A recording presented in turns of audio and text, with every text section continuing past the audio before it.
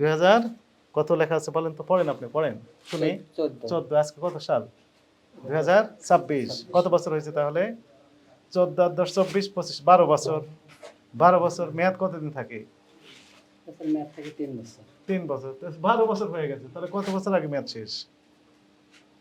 একটু দেখান আমাদের, এটা করেন, খুলেন, এটা খুলেন, সরান।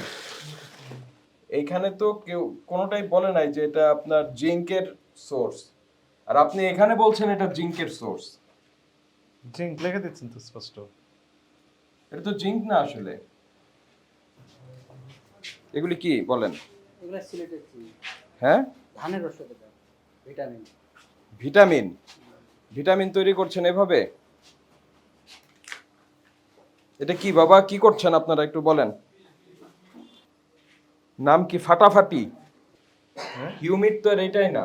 না স্যার, এইটার কাজটা কি? এটা সিলেটের জিনিস, এটা একটা পানের সবজির ভিটামিন। 2000 কত লেখা আছে বলেন তো, পড়েন, আপনি পড়েন শুনি। 14, আজকে কত সাল? 2026। কত বছর হয়েছে তাহলে? 14 আর 10 24 25, 12 বছর। 12 বছর মেয়াদ কতদিন থাকে? মেয়াদ থাকে 3 বছর। 3 বছর।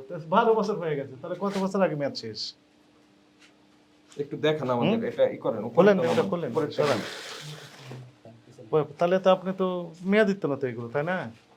মেয়াদ আছে না নাই? কিনেছেন কোথা থেকে? আপনি ইম্পোর্ট করেছেন না অন্য কোথা থেকে কিনেছেন? এটা স্যাররা বলতে পারেন, আমি তো বলতে পারবো না। 14 সালে যদি প্রোডাকশন ডেট হয়ে থাকে, 3 বছর মেয়াদ থাকে, তাহলে তো অলরেডি 14 থেকে 15, 16, 17 সাল মেয়াদ শেষ হয়েছে, তাই না? 10 বছর আগে মেয়াদ শেষ। তো আপনি আবার নতুন ভাবে মেয়াদ কি দিলেন? একটা প্যাকেট দেখেন তো, এই যে রিপ্যাকিং করেছেন সেটা আমাকে একটু দেখান। কত উৎপাদন লেখা আছে? 26। কি লিখেছেন? উৎপাদনের তারিখ দিয়েছেন? কত দিয়েছেন বলেন? এপ্রিল 2026। আপনি তো উৎপাদন করছেন না, আপনি কি করছেন? রিপ্যাকিং করছেন। আপনি এখানে লিখতেন রিপ্যাকিং এর তারিখ এটা, তাই না? আর উৎপাদন তারিখ কত ছিল মূল প্যাকেটে?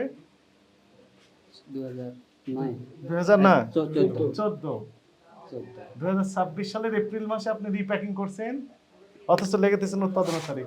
আপনি কি উৎপাদন করছেন এগুলো? না, এখানে বাজারজাত করি আমরা। এখানে রিপ্যাকিং করে বাজারজাত করছেন, তাই না?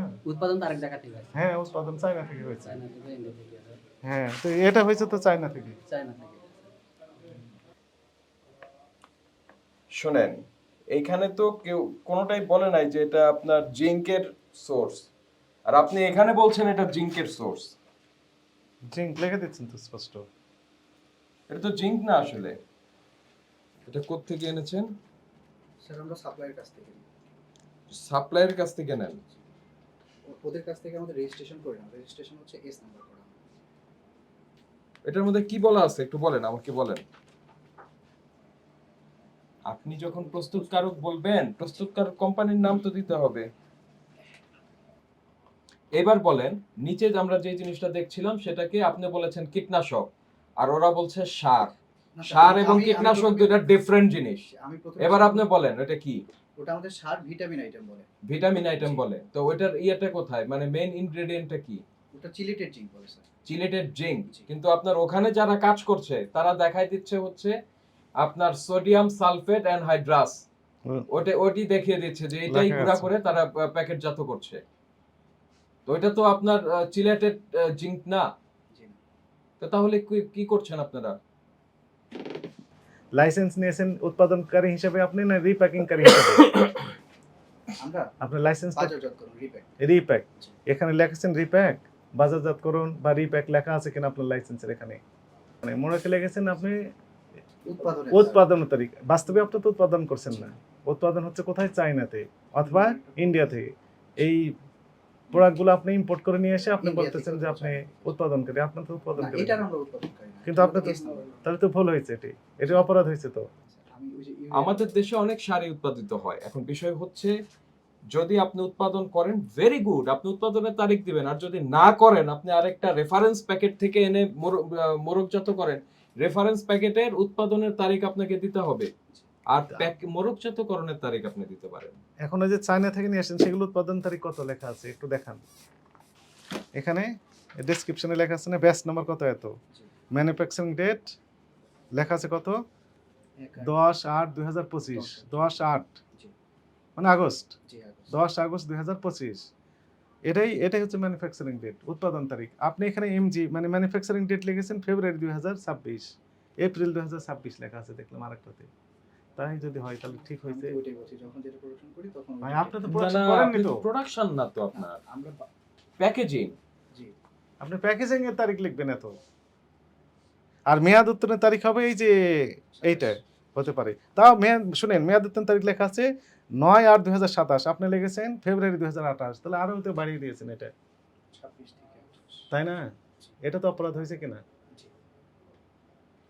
মূল কোম্পানি বলল যে 9/8/2027 সালে মেয়াদ শেষ হবে, আপনি প্যাকিং করে বললেন যে ফেব্রুয়ারি 2028 মেয়াদ শেষ। এগুলো কৃষকের সাথে প্রতারণা করছেন।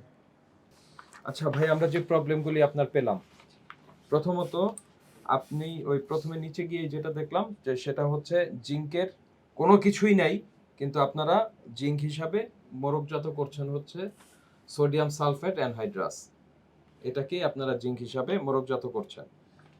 দ্বিতীয়ত, আপনারা যেই মোড়কের মধ্যে উৎপাদনের তারিখ দিচ্ছেন, সেই উৎপাদনের তারিখ মাদার কোম্পানির যেই প্রোডাক্টগুলি উৎপাদন করা হয়েছে সেই তারিখ থেকে ভিন্ন। আর মেয়াদ উত্তীর্ণের তারিখ যেটি দিচ্ছেন সেটি মাদার কোম্পানি যে মেয়াদ উত্তীর্ণ বলেছে তার থেকেও আপনি 1 বছর বাড়িয়ে দিয়েছেন। তার মানে ওই সময় এই প্রোডাক্টের, এটা হোক কীটনাশক হোক মাইক্রোনিউট্রিয়েন্ট, কোনোটাই কাজ করবে না। বুঝতে পেরেছেন? এগুলি সরাসরি প্রতারণা। আপনারা লাইসেন্স নিয়েছেন, সেই লাইসেন্সের ভ্যালিড যে কন্ডিশন ছিল, হালনাগাদ কপি আপনারা দেখাতে পারেননি। বুঝতে পেরেছেন? তো এগুলি শাস্তিযোগ্য অপরাধ। ভোক্তা অধিকার সংরক্ষণ আইন 37, 41 এবং 45 ধারার মতে আপনার এখানে 3 লক্ষ টাকা অর্থদণ্ড করা যায়। বুঝতে পেরেছেন? আপাতত আমরা আজকে আপনাকে 1 লক্ষ টাকা অর্থদণ্ড করে সতর্ক করছি।